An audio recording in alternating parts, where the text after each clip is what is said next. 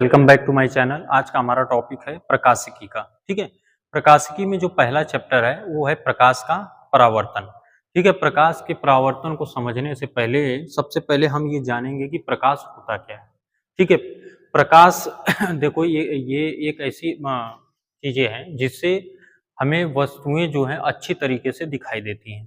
ठीक, तो प्रकाश का एक प्रॉपर जो डिफिनीशन होता है वो होता है प्रकाश एक प्रकार की ऊर्जा है जो हमारे दृष्टि संवेदना को क्या करती है, जागृत करती है।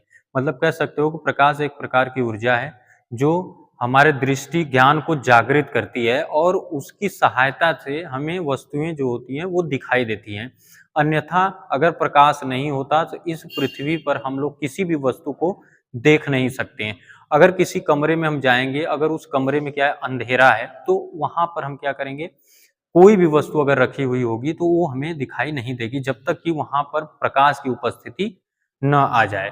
ठीक है, तो यहाँ पर हम जो टॉपिक लेकर आए हैं वो आपको बताना है प्रकाश का डायरेक्शन कैसे होता है, प्रकाश कैसे चलता है, प्रकाश की प्रकृति कैसे होती है, पूरे किस टाइप से प्रकाश की जो धारणा है अलग अलग साइंटिस्टों ने अलग अलग तरीकों से दिया है। तो यहाँ पर सिर्फ इतना जानना है कि प्रकाश की उपस्थिति में होता क्या है।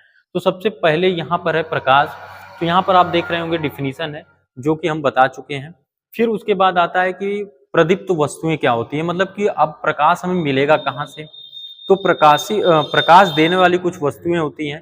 तो जो वस्तुएं प्रकाश देती हैं उनके उनका खुद का प्रकाश होता है, उसे हम लोग बोलते हैं प्रदीप्त वस्तुएं। ठीक है, मतलब कह सकते हो वे वस्तुएं जो स्वयं प्रकाश उत्पन्न करती हैं उसे उसे प्रदीप्त वस्तुएं कहते हैं। जैसे आप लोग जानते हो कि सूर्य जो तारा होता है, सूर्य वो उसका खुद का जो होता है वो प्रकाश होता है। तारा खुद का उसका उसके पास प्रकाश होता है। वैद्युत जो बल्ब होता है अगर वो जल रहा है तो वो भी क्या है, प्रकाश दे रहा है, तो भी प्रदीप्त वस्तुएं कहलाएगा। मोमबत्ती अगर जलती हुई मोमबत्ती है तो उससे भी क्या होगा, प्रकाश मिलेगा हमें, तो वो भी एक प्रकार की क्या है, प्रदीप्त वस्तुएं हैं। ठीक है, समझ में आया। प्रदीप्त वस्तुएं किसे कहते हैं, जिसके पास खुद का प्रकाश हो उसे हम लोग प्रदीप्त वस्तुएं कहते हैं। ठीक है, तो जैसे अगर हम आज से बहुत साल पहले चले जाएं तो हमारे पास कोई चीजें नहीं थी, तो हम लोग क्या करते हैं, मोमबत्ती हो गया या विद्युत बल्ब तो बाद में आया, मोमबत्ती हो गया, या उससे पहले लकड़ी हम लोग जलाते थे, उससे प्रकाश उत्पन्न करते थे। तो ये वो सभी वस्तुएं जो प्रकाश स्वयं देती है, मतलब उनके खुद का प्रकाश होता है, उसे हम लोग प्रदीप्त वस्तुएं कहते हैं। फिर अगला टॉपिक है अदीप्त वस्तुएं। मतलब कह सकते हो कि वे वस्तुएं जो स्वयं प्रकाश तो नहीं देती हैं लेकिन किसी दूसरे वस्तु के प्रकाश से ही प्रकाशित होती हैं। जैसे सूर्य के प्रकाश के द्वारा चंद्रमा जो होता है वो प्रकाशित होता है, मतलब कि और पृथ्वी पर भी प्रकाश आता है।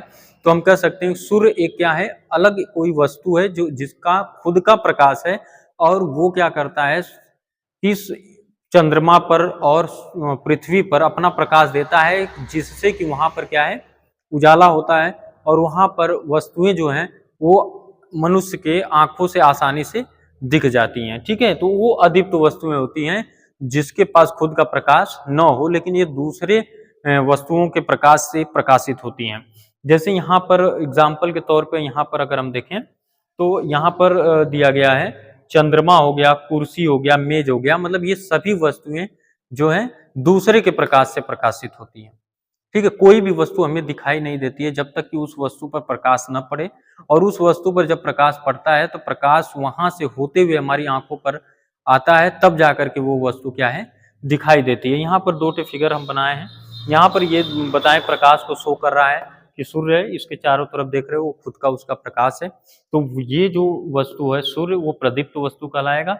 और यहाँ पर चंद्रमा बनाए हैं तो यहाँ पर कोई भी क्या है, सिंबल ऐसे बना हुआ नहीं है जिससे कि इससे क्या है, प्रकाश निकल रहा हो, तो इसलिए ये क्या है, चंद्रमा है जो कि दूसरे के प्रकाश से प्रकाशित होता है। तो इस सूर्य के प्रकाश से ही ये क्या होता है, प्रकाशित होता है। तो ये पूरा समझ में आ गया होगा प्रकाश किसे कहते हैं। अब आते हैं प्रकाश का परावर्तन, जो मेन इस चैप्टर का जो पृष्ठभूमि है, मतलब कह सकते हो ये प्रकाश का परावर्तन पहला चैप्टर है। इसमें प्रकाश का परावर्तन होता क्या है। बात वही है, जब वस्तुएं किसी दूसरे वस्तु से प्रकाशित हो रही है, जिसके पास खुद का प्रकाश है उसी से प्रकाशित हो रही है। तो प्रकाश के परावर्तन का नियम क्या होता है, तो कह रहा है कि जब किसी चिकने या पालिशदार सतह से जब किसी चिकनी या पालीदार सतह से प्रकाश टकराता है, टकरा करके पुनः उसी माध्यम में लौटने की घटना को हम लोग क्या बोलते हैं? प्रकाश का परावर्तन। इस घटना को ही हम लोग क्या बोलते हैं? प्रकाश का परावर्तन। अब यहाँ पर एक फिगर ड्रॉ किया गया है, तो यहाँ पर हम कोई एक ऐसा पृष्ठ ले लेते हैं, ठीक है।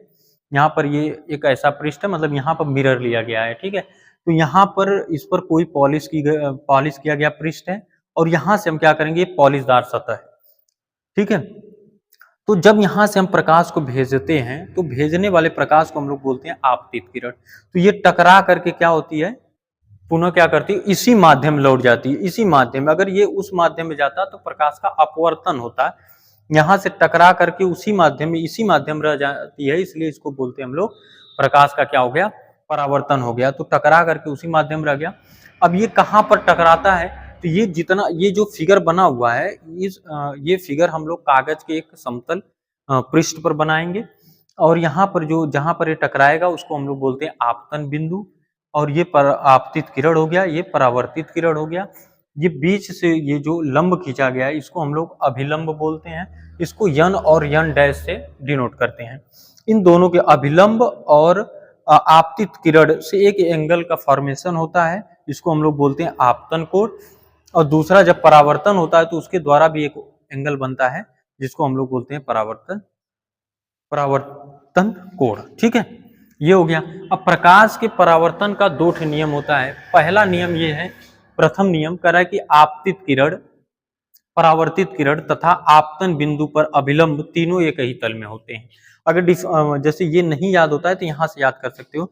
जैसे यहाँ पर दिया है आपतित किरण, कामा करके परावर्तित किरण, और उसके बाद आपतन बिंदु तथा आपतन बिंदु पर अभिलंब, ये तीनों जो होते हैं एक ही तल पर होते हैं।